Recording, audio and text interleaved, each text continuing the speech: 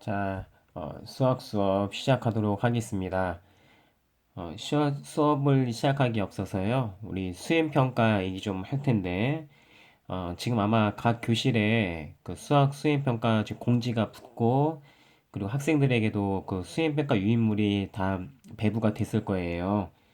그래서 그 내용은 보면 알겠지만, 수학 선생님들이 최대한 공평하게 또 공정하게 치르기 위해서 애쓴 흔적들이 보일 겁니다.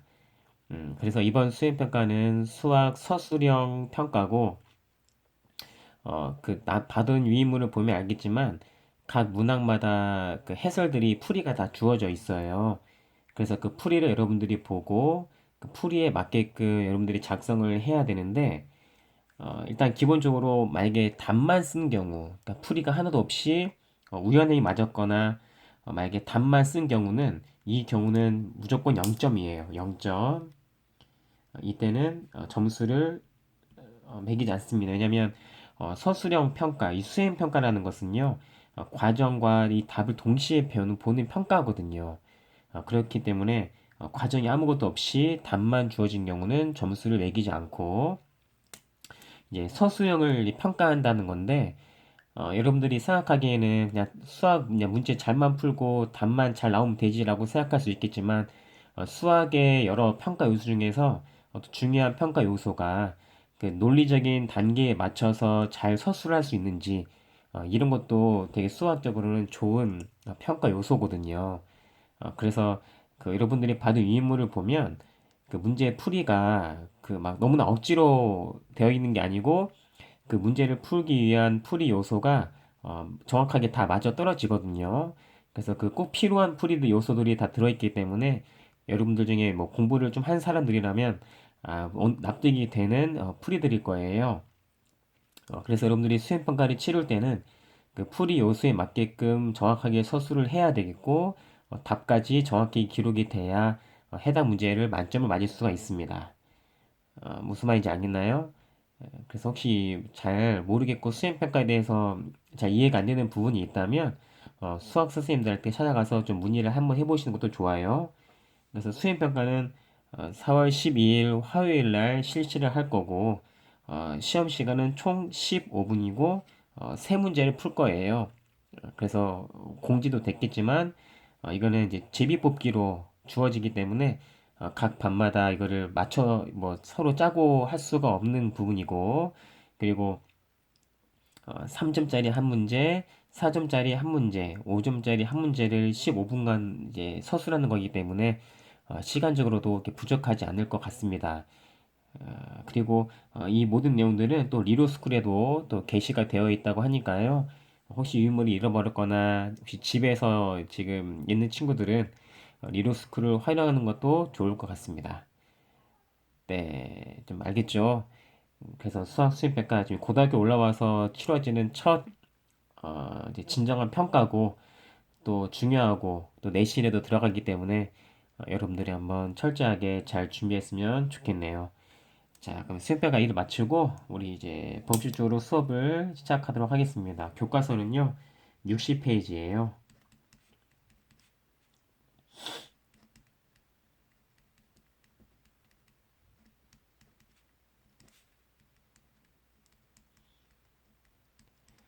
네, 60페이지에 우리가 지금 2차 방정식의 판별식을 이제 진행을 하고 있었죠. 그래서 2차 방정식의 판별식을 다시 한번 정리하고 넘어가면, 판별식이라는 걸 뭘 판별하는 거였어요?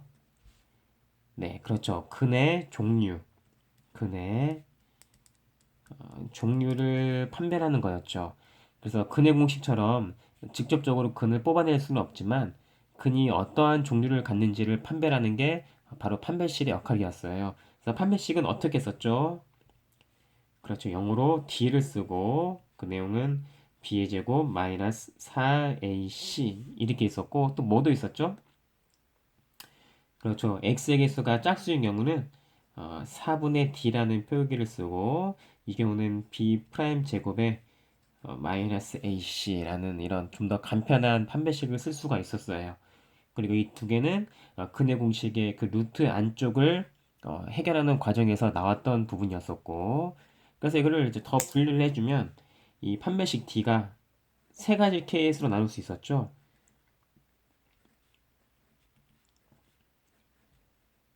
이렇게 해서 D가 0보다 큰 경우, D가 0인 경우, D가 0보다 작은 경우 이 세 가지로 구분을 할 수가 있었고 이 각각에 대한 판별 떠오르나요?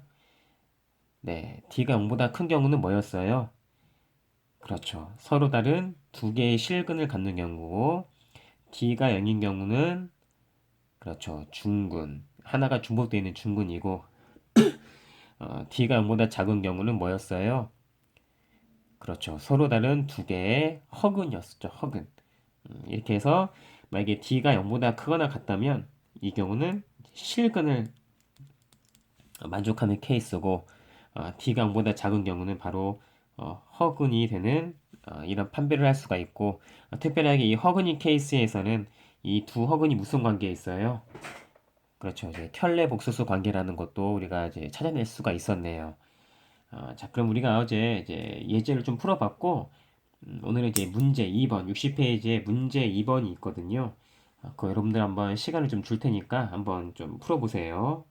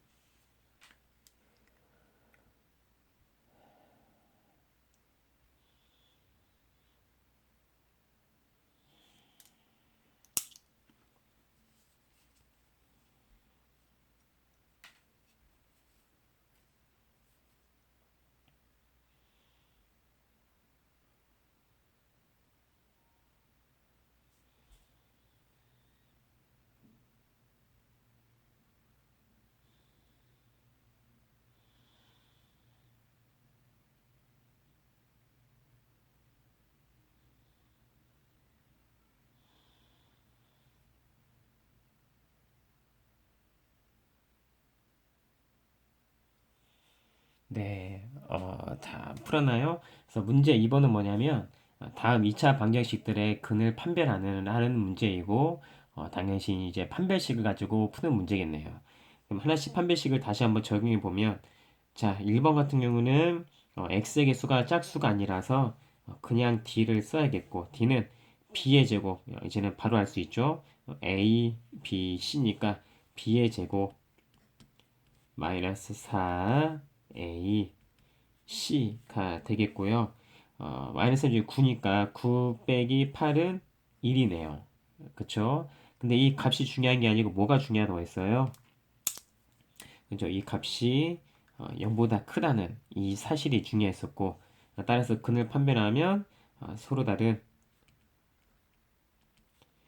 두 개의 실근을 갖겠네요. 그쵸? 자, 2번 같은 경우에는 x의 개수가 짝수라서 좀 더 빠른 판별식을 쓸 수 있겠고 b'이 얼마예요? 혹시 아직 안 보이면 다시 연습해 볼게요. 이 x의 개수 6이니까 플러스 6은 2 곱하기 3이잖아요. 그래서 b'은 이 옆에 있는 거, 바로 이거. 이게 바로 b'의 역할이에요. b'이 3이니까 b' 제곱 마이너스의 a, c 이렇게 되고 9 빼기 9는 0이니까 이거는 뭘 의미하죠? 그렇죠. 판별식 0이라는 건 이것은 실근이긴 실근인데 결국 중복되어 있는 중근이라는 것을 의미하겠네요. 그쵸? 자, 3번. 3번 같은 것도 보니까요. x의 개수가 짝수니까 우리 짝수 판별식 한번 들어갑시다. 그래서 4분의 d는 자, b' 얼마예요? 그렇죠. 마이너스 2죠. 자, 다시 연습이에요. x의 개수가 마이너스 4니까 이 마이너스 4를 분리하면 마이너스 4는 2 곱하기 마이너스 2 이렇게 쓸 수 있잖아요. 따라서 B'은 이 옆에 있는 거, 이거. 이 옆에 있는 바로 이거. 이게 바로 B'을 뜻한다고 했었고, 따라서 B'의 제곱 마이너스 A, C 이렇게 되겠고요. 4 빼기 6이니까 마이너스 2가 되겠어요. 근데 여기서 중요한 건 마이너스 2라는 것보다 중요한 건 이게 뭐예요? 그렇죠. 0보다 작다는 거죠. 그러니까 이걸 의미하는 건 바로 뭐예요? 그렇죠. 이 근의 종류는 서로 다른 두 개의 허근이 되겠죠. 맞죠? 자, 4번. 4번도 보니까 x의 개수가 짝수가 아니라서 이때는 이제 판별식을 써야겠고, 그러면 d는 b가 얼마예요? 그렇죠. 1이죠. b의 제곱 마이너스 4a c가 되겠고, 1 빼기 12니까 마이너스 11이 되고요. 당연히 이거는 0보다 작네요. 따라서 4번도 3번과 동일하게 서로 다른 두 개의 허근이 되겠네요. 좀 이해되나요? 그래서 여러분 보면 알겠지만 원래 이런 판별식을 만약에 우리가 안 배웠다고 치면 이 근의 종류를 판별하기 위해서는요 진짜로 근의 공식을 써야 돼요. 그래서 근의 공식을 써서 루트를 해결하는 과정에서 실수가 나오면 실수고 그 루트가 나오는 과정이 허수가 나오면 허근인데 우리가 그거를 다 생략을 하고 간단하게 이 판별식만 가지고도 근을 판별할 수 있는 거기 때문에 상당히 강력한 정리가 될 수 있겠네요. 좀 이해가 되나요? 자, 그러면 이제 넘겨서 다음 문제 한번 같이 해결해 봅시다. 예제 2번이에요.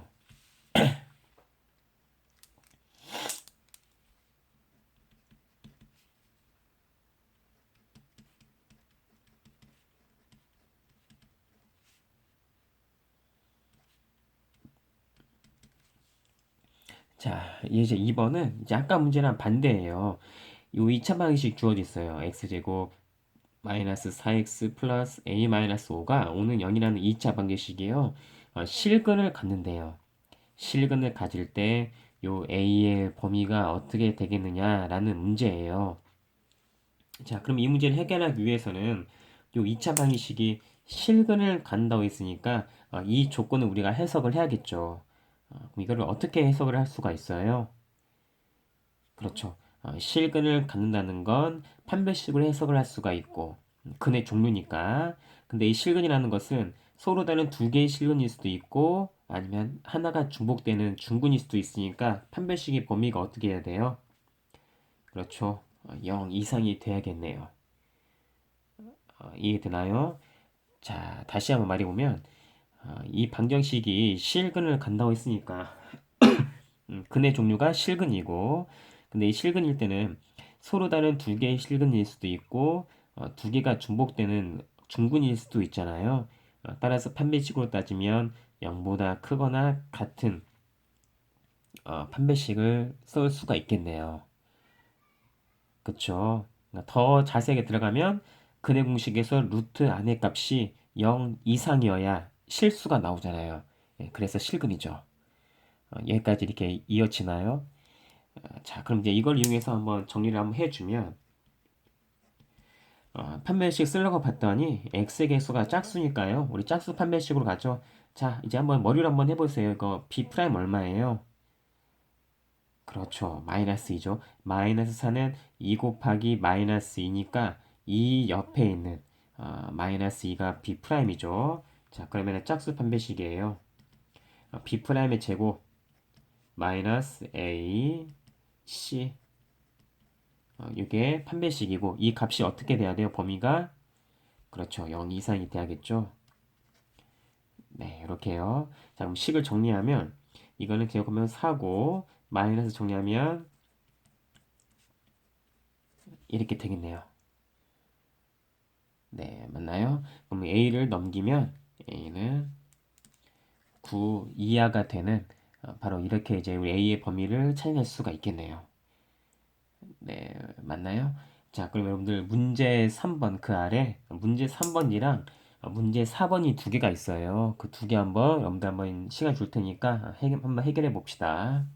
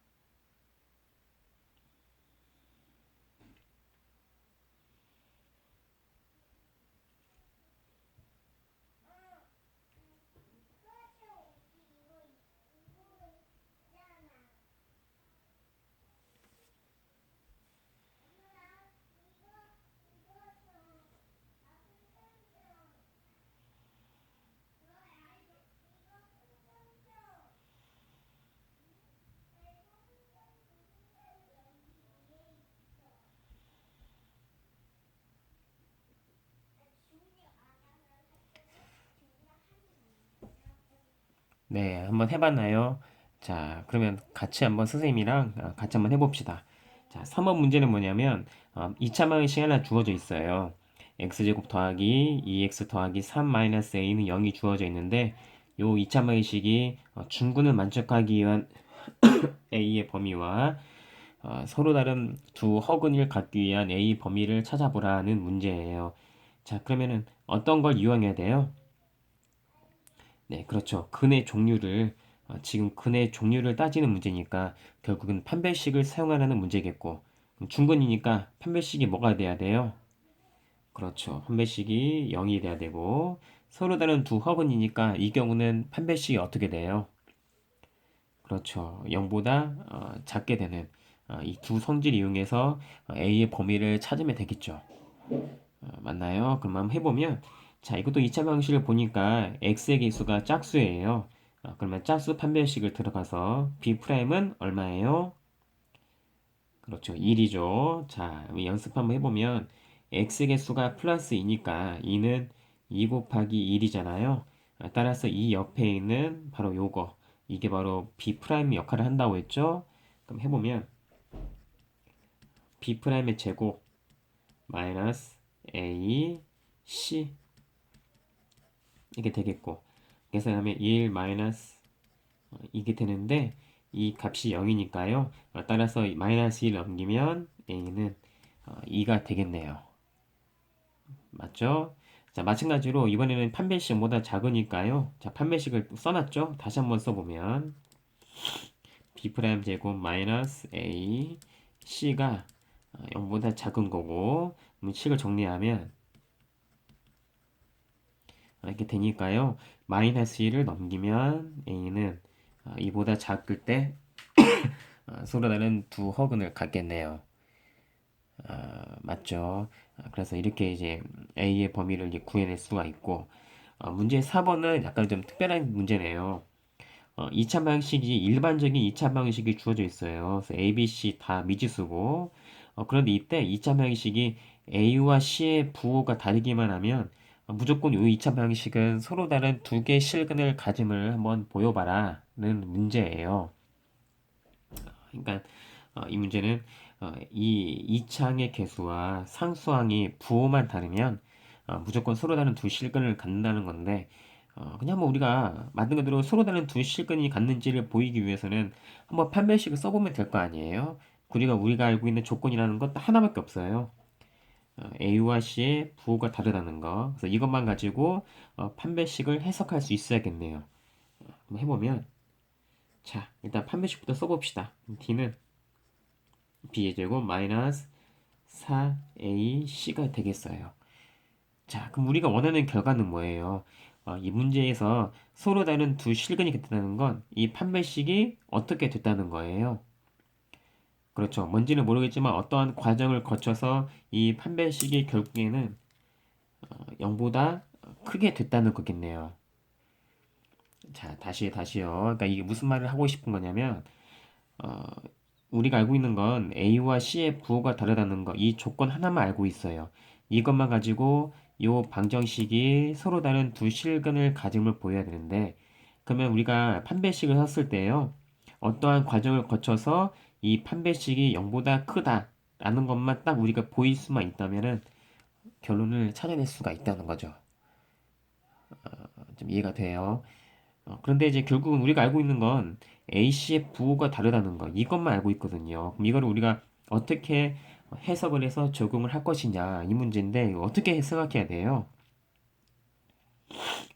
그렇죠.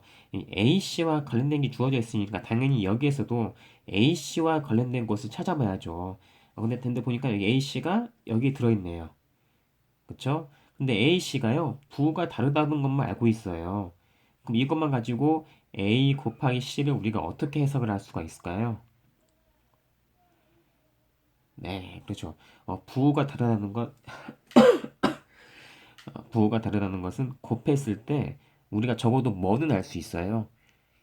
그렇죠. 절대 값은 모르지만 부호가 다르기 때문에 적어도 두 개 곱했을 때는 무조건 0보다 작다는 건 알 수가 있죠. 그렇죠. 그러니까 예를 들어서 A가 양수면 N은 음수라는 소리잖아요. 아니면 A가 음수면 N은 양수라는 소리잖아요. 그래야 부호가 다르니까. 근데 적어도 이 두 개를 뭐 더했을 때 그런 걸 우리가 찾지는 못하지만 적어도 곱했을 때는 부호가 다르기 때문에 0보다 작다는 건 우리가 찾아낼 수가 있잖아요. 그쵸? 자, 그럼 이제 우리가 좀 0과 크기를 비교하기 위해서 잘 보니까 이 b의 제곱이라는 것도 결국은 제곱이니까 항상 어떻게 돼요? 그렇죠. 0일 수도 있죠. 하지만 절대 음수로 나올 수 없으니까 0 이상이 되겠고. 그쵸? 그래서 0 이상이 되겠고, 그 다음에 이 뒷부분은 n은 음수였는데 여기에 다시 또 마이너스 4를 붙였어요. 곱했어요. 그럼 이거를 전체 합치면 어떻게 돼요? 그렇죠. 이거를 전체로 따지면 n은 0보다 크겠네요. 좀 이해가 되나요? 그래서 얘를 좀 더 식을 좀 더 구체적으로 적어 본다면 b의 제곱 더하기 이렇게 하면 좀 더 우리가 좀 쉽게 찾아볼 수가 있을 거예요.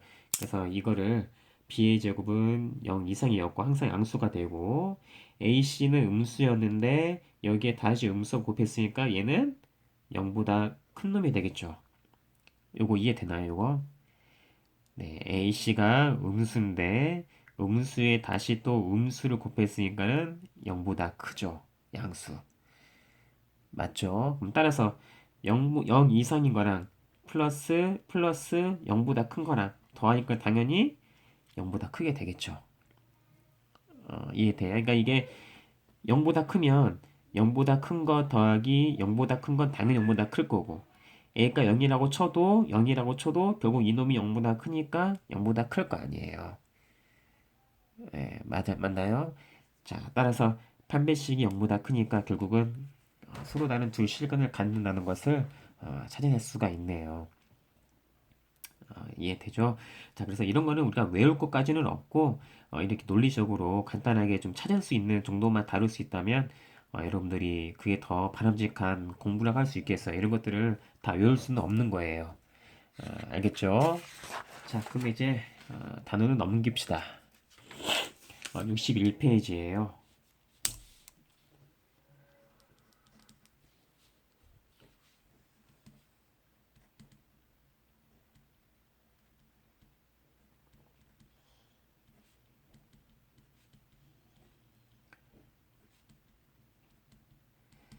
네, 그래서 이제 2차 방정식의 이제 마지막 단원이고 그 단원의 이름은 2차 방정식의 근과 계수의 관계예요.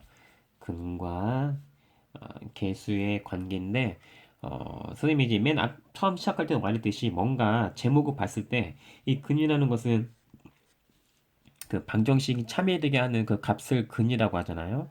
그리고 개수라는 것은 그 미지수 앞에 붙어 있는 상수를 개수라고 하는데 그 근과 개수가 어떠한 관계들이 있는 것 같아요. 그래서 이 근과 개수들이 어떤 관계가 있는지를 파악하는 단원이 이번 단원이 되겠네요. 그리고 또 상당히 중요한 내용이고 내용 자체는 어렵지 않고 공식도 상당히 간단하지만 많이 활용되는 그런 단원이기 때문에 여러분들도 많은 공부가 필요한 단원이라고 할 수 있겠네요. 자, 그럼 한번 이 내용을 한번 개념을 한번 정리 한번 해볼 텐데요.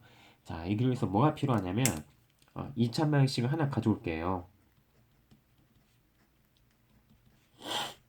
네, 일반적인 2차 방식 하나 갖고 오고 이게 근이 필요하니까 근을 가져올 건데 근이 이제 2차 방식이니까 근이 두 개가 있을 거 아니에요. 그래서 그 두 개를 그냥 x는 알파, x는 베타라고 합시다. 네, 혹시 그리고 혹시는 이거 모를 수도 있는데 이걸 이거 읽을 때요. x는 요놈을 알파, 이놈을 베타라고 읽어요. 자, 써줄게요.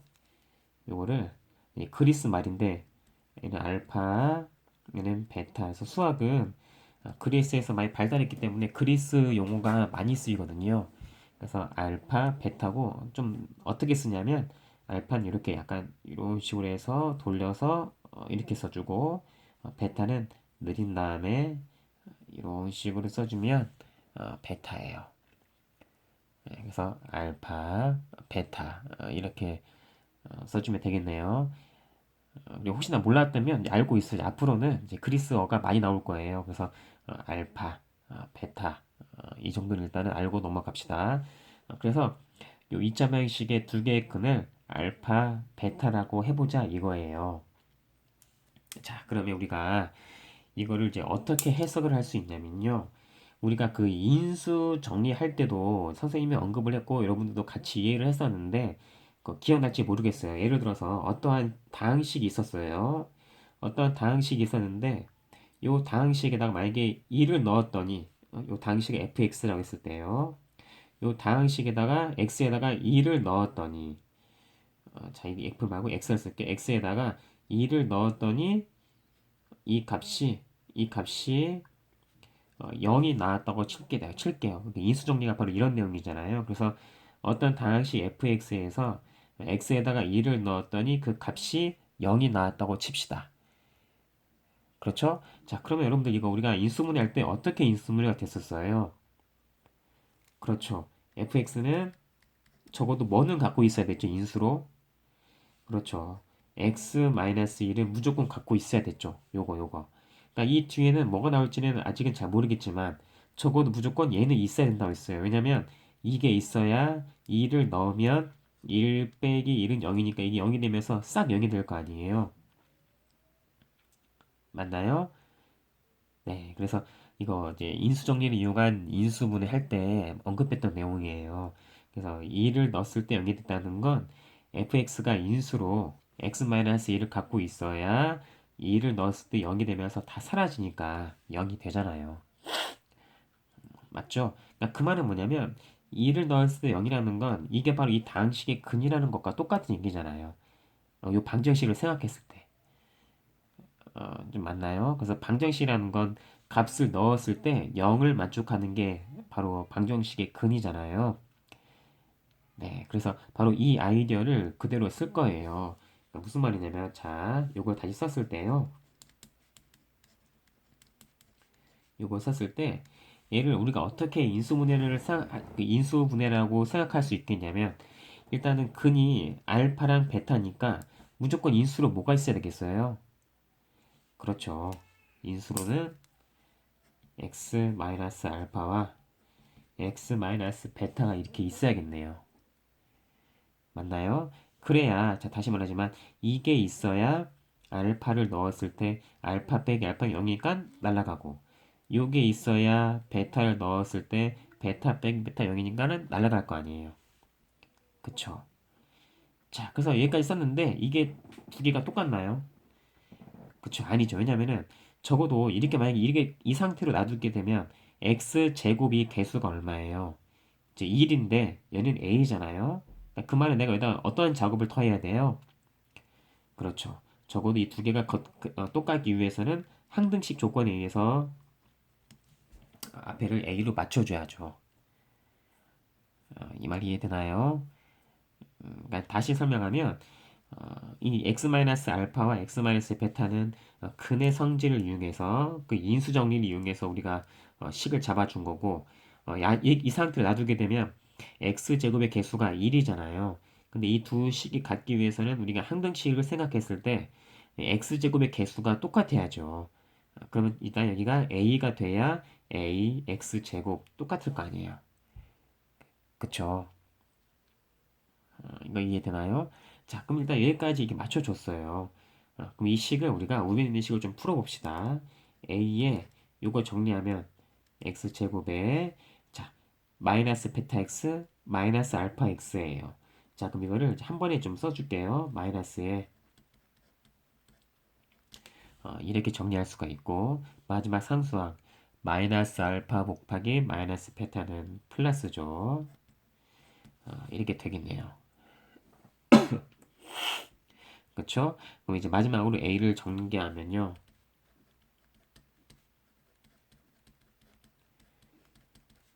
A, 알파, 베타 이렇게 되겠네요. 네, 맞나요? 자, 그럼 따라서 이 두 식이 똑같다고 했으니까 결국은 항등식과 똑같이 생각을 해서 자, 2차 계수 똑같죠. 2차항 똑같고 이제 1창을 맞춰줘야 되니까 여기 있는 B와 여기 X 계수 요거 이게 똑같아야 되고, 그러니까 항등식에서 우리가 했던 그 개수 비교법을 쓰고 있는 거예요. 그다음에 상수항 C와 여기 상수항 A, 알파, 베타가 똑같아야겠네요. 자, 됐죠. 자, 그럼 이제 식이 드디어 보이거든요. 그러면 이제 부분의 이제 근만 남기기 위해서 개수를 보내면요. 알파 플러스 베타는 마이너스 나누면 마이너스 a분의 b고, 알파 베타는 a를 나누면 a분의 c가 되겠네요. 네, 맞죠? 자, 그래서 이게 바로 이제 근과 개수의 관계예요. 요게. 그래서 이거를 이제 유도하는 과정은 이렇게 유도를 했고, 교과서에서는 이거를 근해 공식으로 유도했는데, 그래서 좀 복잡하기 때문에, 그리고 이제 이 내용 자체는 우리가 또 나오는 거기 때문에, 미리 도입을 해서, 선생님은 이렇게 이제 정리를 진행을 시켰어요. 그래서 이렇게 일단 알아두고, 그다음에 이게 유도하는 과정을, 그다음에 그 내용 자체도 당연히 중요하죠. 근과 계수의 관계는 말 그대로 근과 계수의 어떤 관계를 찾는 문제고, 특별하게 그때는 어떠한 관계를 찾는 거냐면 이거는 두 근의 합이죠. 이거는 두 근의 곱이에요. 그래서 두 근의 합과 두 근의 곱을 자 A, B, A, C 다 개수들이죠. 개수들의 비로서 찾아낼 수 있다는 게 바로 근과 개수의 관계의 내용